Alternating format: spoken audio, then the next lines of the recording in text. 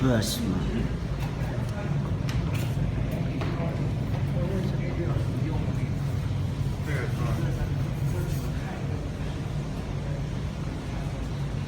All right, guys, if you look up here to the front of the room, I know it's hard because that's a pretty cool big pipe out there, but we'll talk about that pipe there very soon. But if you look up here to the front, you're going to see this large two-dimensional light-up map of the dam and its infrastructure. And where we're going to start at, because generally the first question people ask when they see it is, where are we on it? So we're going to start there.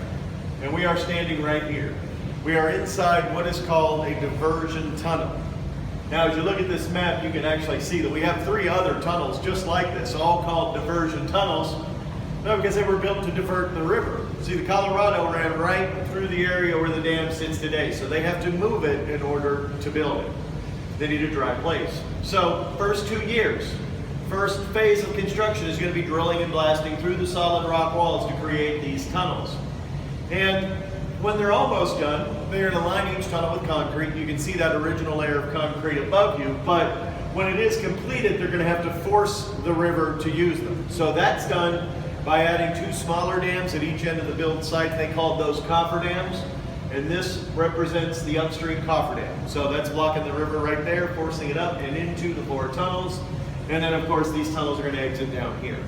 So here's your lower coffer dam, which is keeping that water that's coming out, well, from backfilling this area in between them, right? They need that dry area. But they still get a lot of work to do in this area first. Biggest thing is going to be digging down to find solid rock.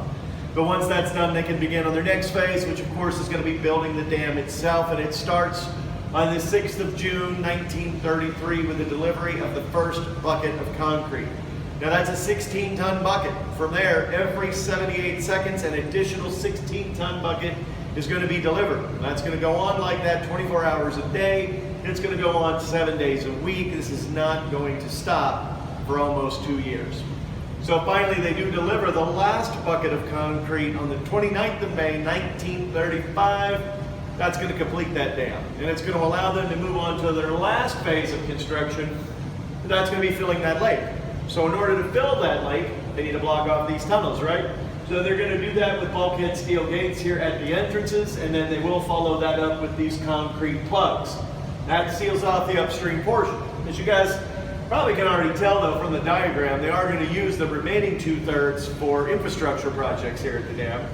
And we'll start with the outside tunnels and work our way in. These outside tunnels were used as part of the spillway system. And the spillway is simply an emergency runoff system for the lake. So basically, lake here gets too full, it will spill over the entrances here on both sides. It's going to go down those outside tunnels. It's going to exit downstream. Now, that's pretty much just like it did during the construction phase, right? But they've only used the spillways themselves twice in the history of the dam. First time being 1941, simply a test, which thankfully was successful because the second time, well, that's 1983, and of course that's not a test. That's actually caused by very heavy spring runoff, snowmelt, in the Colorado Rockies, which causes this lake to get within 7 feet of the top of the dam. So this is going to get, really full, incredibly full. And it does exit safely downstream by using the spillways just as it did in 41. However, big difference is going to be more water, a lot more. It's going to take 62 days, in fact, to spill over those 2 spillways to get that lake back down to a more normal operating level. You can actually see a picture from 83 over my left shoulder. But that's what we're doing. That's our job in 83. The dam was built for flood control and irrigation, so that's stopping that water from flooding out towns and cities downstream from where we are. All right, so let's move on now to our inner tunnels. And our inner tunnels here are where the workers place